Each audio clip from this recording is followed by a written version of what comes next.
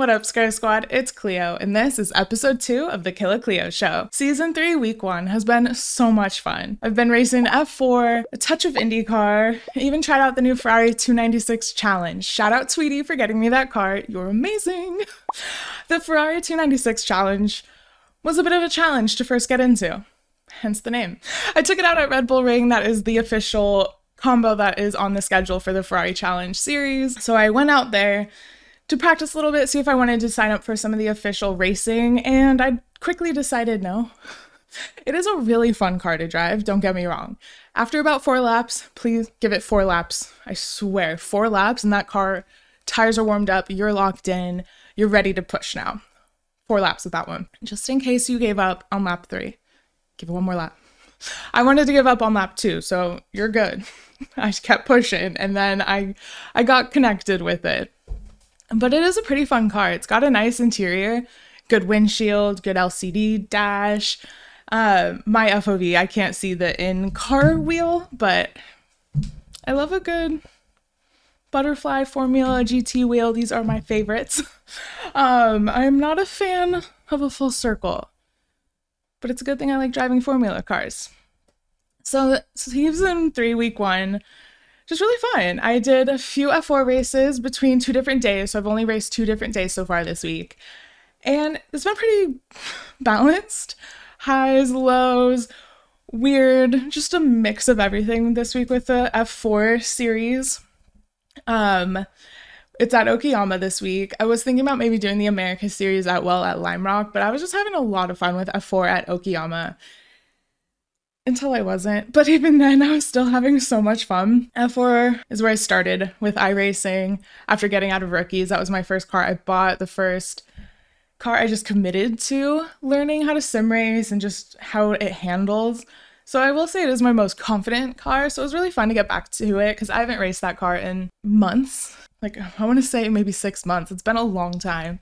So just getting back into the F4 is just a lot of fun. I do need to update my livery though. It's a little outdated. The finishes aren't metallic, and that's very important to have that shine on my red. You know, a good livery makes you faster, and if you don't know, you're probably just using the wrong livery. You should try it. And if you want a Skrr Squad official livery, go to my Trading Paints profile. I got liveries for all the cars I drive. So yeah, season 3, week 1, a lot of fun, a lot of just F4 voice comms. Everyone gets so feisty. Everyone's so feisty in F4. I don't understand it. It is a D-class car. Like myself, that was the first car I bought getting out of rookies. My IR at the moment's putting me into SOFs at around 1.3. So that's also where rookies are coming out of. It is just absolutely entertaining to hear all the drama between drivers. I expect wildness on track. I am definitely not top split, so I just expect weird things to happen, and they always do. And as long as I'm just focused on myself, I'm fine. I can get around people. It's just kind of, I guess, the dive bombers. The people behind you can just kind of come out of nowhere and they'll forget to brake. It happens to all of us. But I've had so much fun racing F4 this week. I've lost some ratings overall, but honestly, it's the first time I've never looked at my ratings after a race. But I had some hilarious races all around. I had some weird challenges as well. I don't know if anyone else has been experiencing this with season 3, but I'll just be on track, or my cursed IndyCar race, I'll be in the race, and then all of a sudden my engine sound goes away. Engine and tire just silent. I can hear my in-game spotter, I can hear the in-game voice chat, and it, like, nothing triggered it. It was so weird. And it happened in multiple races over the 2 days I was on iRacing this week. Very interesting challenge. Try it. Race an official with no engine or tire sounds.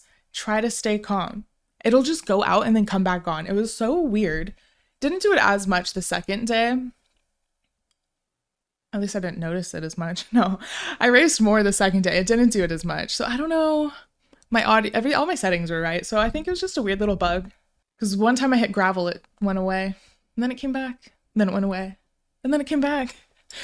But I'm just assuming that will get sorted. I just haven't heard anyone else dealing with that. It's just very strange. because you get so trained to listen to your tires, whether you're quilting, you don't want to be scrubbing them. You get so trained listening to your engine on your upshifts, downshifts, like when you want to shift, or the engines and cars around you helps kind of like gauge how close maybe someone is. So that was definitely very interesting. I've never raced with no audio before. And then it was also my first races. My IndyCar race was the first race. I have never looked at my results afterwards. I knew it was terrible. It was bad. I finished the race, but it wasn't good. So yeah, I don't know why I feel like that's kind of like a thing. I've always said I don't care about my ratings, but at the end of the day, I still looked at them. And now I just want to race. I don't even care what happens if it goes up or goes down. I just want to race. So that's been really fun. And besides that, I had one more comment about F4 just because I've been away from it for so long.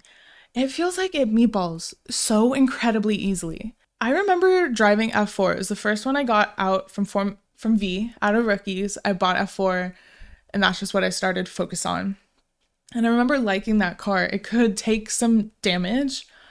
It was a challenge to handle, but also felt like I could handle it well. The downforce compared to Formula V was amazing. I love downforce. If you know me, you know I love my rear and front wings. So I'm just picturing a Formula car in my head. It just makes me smile. It just makes me pause for a moment. I'm sure there's cars out there that make you pause for a moment and just warms your heart a little bit. But I really liked F4. I don't know what was happening this past weekend. I don't know if it's because I haven't driven in a while when this might have started, but I got meatball flags for just like somebody looking at me the wrong way. I get my left rear wheel out of alignment, but my car felt fully fine. I didn't think anything of it. Normally I would keep driving. Sure, I might be losing a little bit of pace lap after lap, but at the same time, it was completely manageable. And then I got a meatball flag. So that just kind of threw me off. It felt like any wrong look, I got the flag. Barely contact, I got the flag. Of course, I understand some contacts are a lot stronger than others. And I understand wheel out of alignment can hurt, but it's not a full meatball, is it? So that was definitely an interesting one to go through this week because that just caught me off guard. How fragile that car feels all of a sudden.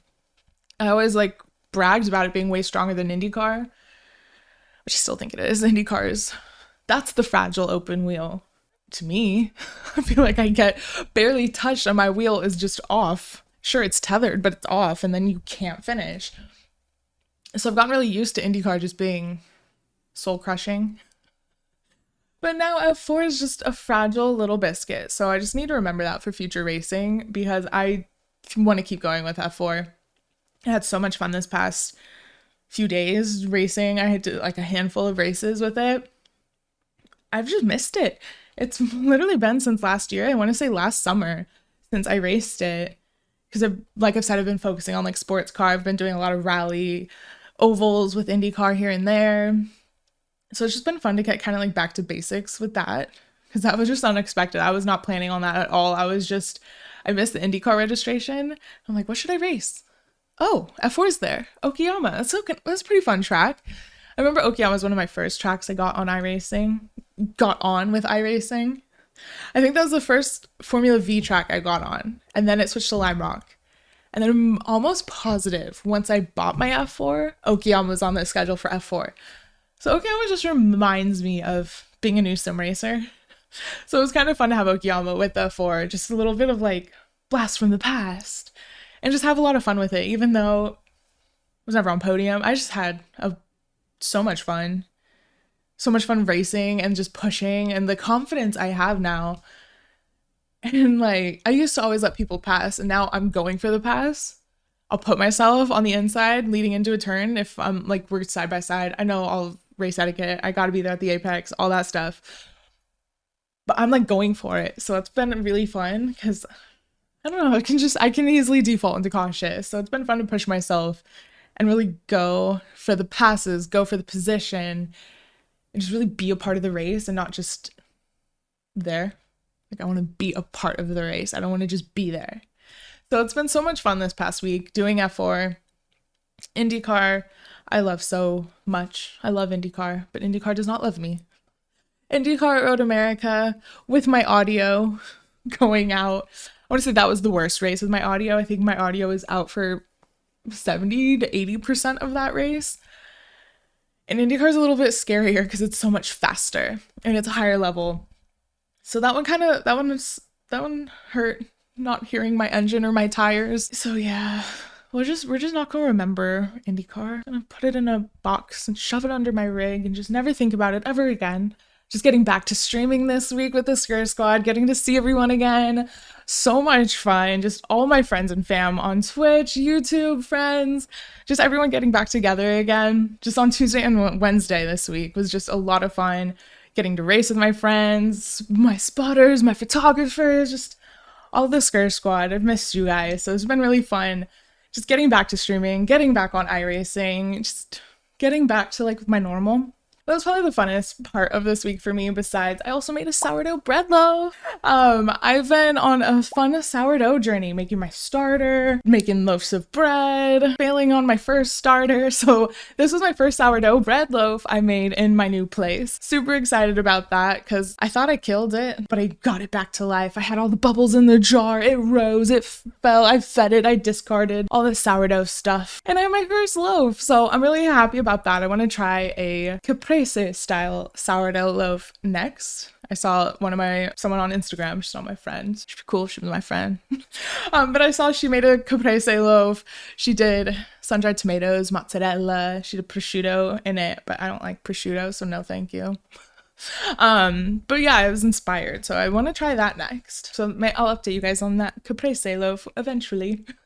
As well as the F1 Canadian Grand Prix last weekend was so much fun. First off, I've been talking about it all week with everybody, but the freaking papaya drama. Lando and Oscar, I love them together. They're fun.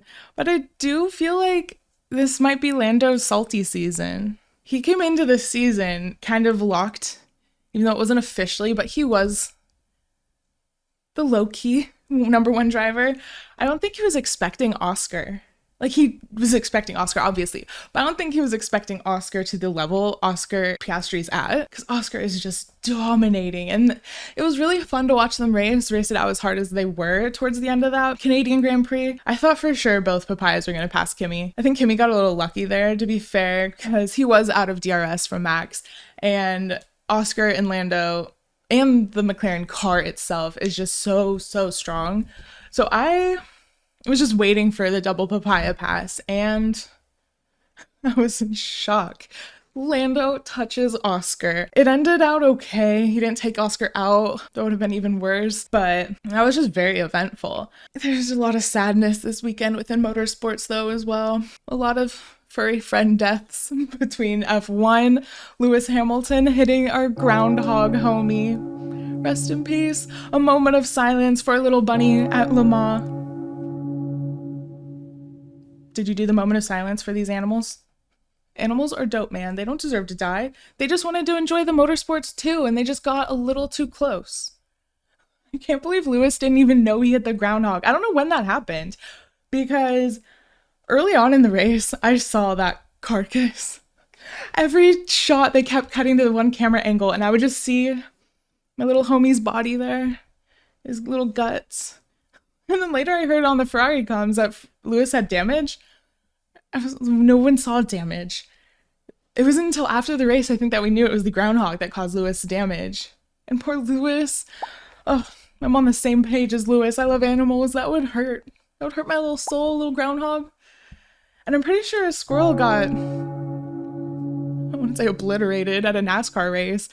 It's just not a good month for animals at motorsports. So we send all of the animals our love. Stay safe out there. Stay away from track. Please, no more animal deaths this season. That's probably going to happen, though. And speaking of Le Mans, super fun race weekend. We had all the different motorsports going on between NASCAR, Le Mans, IndyCar. So happy Joseph Newgarden's all right after his flip, but it was so unfortunate leading the race and that happening. I was watching the Instagram live too. It was literally on his rear wing, probably 10 minutes before that happened. I was in shock when I saw it because I was just watching, but I'm very glad he's okay. Newgarden is definitely one of my favorite IndyCar racers, as well as Pato. Can't not like that little duck, you know? But Le Mans, Ferrari killed it. I got Ferrari red nails this week.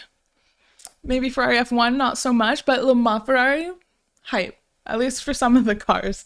I will say though, Ferrari red is not my favorite nail color. Fun for now. Fun because they won Le Mans. I was a little sad when I first painted them because they did not do well at Canada. The Canadian Grand Prix. I don't know why they don't listen to Charles' calls. He always knows what's up. He knows what's best for the team and the car. And I have a lot of respect for Charles because he still overall trusts the team, listens to the team, and goes with the team decision but he also speaks his mind, tells him what strat they should go, and then asks when he thinks he doesn't really agree with the decision that they have made. He asks about it, wants to know about it. I like that a lot from him. I respect that a lot from him because I'm kind of the same way. I will always ask questions. I just want to know why. Like, why was that decision made? Why'd that happen? Why? So, Ferrari comms, always hilarious. To be fair, I think the most funny one was Aston Martin telling Fernando to take it easy on corner 3 and 8, if I'm not mistaken. It's such a good comeback, though, response. We're not testing, we're racing. There's some good radio comms over the past weekend. But overall, super cool to see Kimi get his first podium. So excited for him. He just looked so happy. He deserved it, hardcore. Same with George. Fun to see Mercedes have their little moment.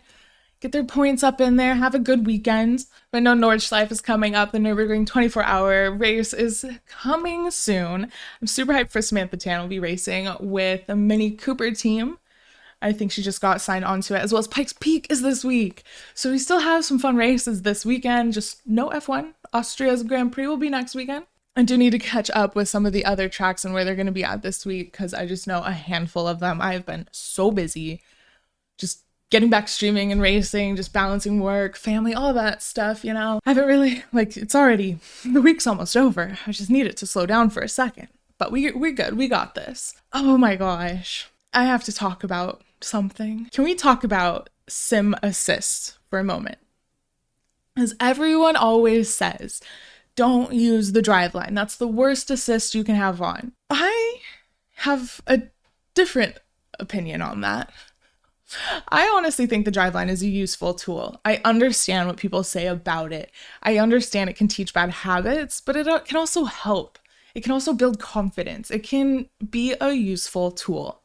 Because maybe you don't know the track, maybe you're multitasking, you're not fully focused, you just want to push but you don't know where your next corner is or the brake marker. Most people, I would say, you know the driveline, you know the line that's working best for the speed that you have with you. But honestly, when I'm using my driveline, I want to see where it's saying the brake marker is. I just use it as a general guideline. It's not the end all be all. You don't have to stay on it, otherwise you're in lava. I get it. But I do think it is a useful tool, and I like to turn it on, turn it off, all of it. It's not the worst assist out there. The worst assist in a sim, all sims, granted I am talking more iRacing, I will say is the pit limiter assist. Yeah, you might say this is a really weird one to be complaining about, but it is the worst assist ever. Ever. Turn your pit line on, your drive line on, sure, but the pit limiter, when you have it turned on and you're not manually doing it every time, you don't think about it. You don't remember it. It's not on your thought process while racing. So say maybe if you're in a race, you need to turn it on because you're entering pit. It might be hard to remember. I know assist is going to turn it on for the majority of the time for you, but it's not always going to be there. And I have noticed, it has really, really hurt me. I will always get a black flag for speeding in pit lane because I was so used to that assist for so long. I had that on for about 2 years. I'd always use it. I didn't think it was hurting. I was like, sure, why not? It's there. I'm going to use it. I don't use ABS. I don't use traction control. I try to keep my assist as limited as possible, but I always have my pit line on. I always had my pit limiter on. And that one, I will tell everyone I ever meet, never turn your pit limiter assist on, because the times you can't use it or once you start turning it off, it is so hard to break that habit, to remember to turn it on, to remember to follow the speed. So I don't think it's a pro tip, but I will just say, please, everyone out there, Skrr Squad, just anyone, tell your friends, fam, anyone sim racing, don't use the pit limiter. It just builds the worst habits. Anything else I get in a lot of ways. I think it's cool. A lot of my friends do turn their engine on. I don't do that. I don't full sim that, but like we are on iRacing. I'm focused iRacing. We want that simulated, that closer to real as possible. Turn your pit limiter on yourself. Turn it off yourself. It's just gonna make you more aware of your car. You're more connected. You're more active with your car. I keep wanting to push my button, my pit limiter on my wheel. So that's just one I kind of wanted to mention because I don't feel like people talk about that ever. I've never heard somebody talk about a pit limiter, and 1,000% I will say that's the worst assist anyone can turn on in iRacing. I know that we could talk so much more about all the different assists and go through them all, and certain cars might benefit from more assists than others. No car, I'm super generalizing, like all cars, you know, pit limiter, driveline, stuff like that, windshield wipers, automatic or not, visor tear off, automatic or not. The worst one is that pit limiter. Like, you heard it here first. Don't use your pit limiter assist. It's going to ruin you. You're welcome. Glad I could help. And I just wanted a little reminder to each and every one of y'all, and to myself even, because life can get hard, racing can get hard, just the drama between a voice chat possibly can be hard. I just want to remind y'all that you got this. You're doing great. Keep going, keep pushing, keep trying. Never stop, never surrender. Life can get hard and life can be good. Races can be bad, but they can be good. So no matter what you're feeling in life, if you feel like you might be treading water, maybe taking in some water, you're not drowning. You got this. I believe in you. We can do anything we set our minds to. And remember, we're all human. We're not perfect. And it's okay to not be perfect. You're going to make mistakes. Just remember it's okay and you got this. Just think about yourself and try the best to be thriving for you.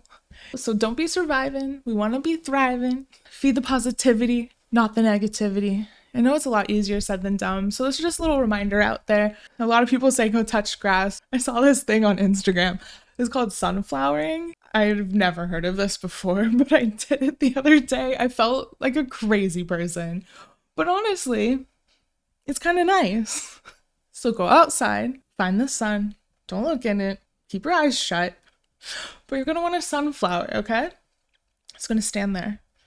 And whenever you're ready to start, you're just going to clear out your minds as much as you can, and then bam, up at the sun. Sunflower. Keep your eyes shut. Don't look at the sun. It's bad for your eyes. Soak it in. Stay there as long as you want, but it's like 10 seconds at least. Go get some sunflowering done. You feel like a crazy person. Maybe do it in a backyard or where someone might not see you, or where they're seeing you. Invite them to sunflower with you. Just feed the positivity. You got this. Just a little reminder out there. We all need it here and there. And yeah, Skrr Squad, I love y'all. Thank you for being here. Thank you for being part of just everything, racing with me. It's so fun having you guys join officials with me, whether we get in the same split or not. My spotters, just every single one of you who are part of this family. I appreciate you all immensely. I know that pillow is sold out right now, but I keep your eyes out for the restock on the Skrr Squad official shoey of your dreams. I'll post the link down below if you want to keep your eye out on it as well, because we all need a little bit of a shoey of your dreams. Cleo pillow that you can have wherever you want. Skrr Squad, you're the absolute best squad. I love you all so much. The podcast will continue. I really like this little realm of the world I have right now. Little podcast confessional, just a little inside scoop of Cleo. You guys, thank you for watching. Thank you for subbing and just being here. And I'll see you on the next one. Don't forget to skrr. Bye.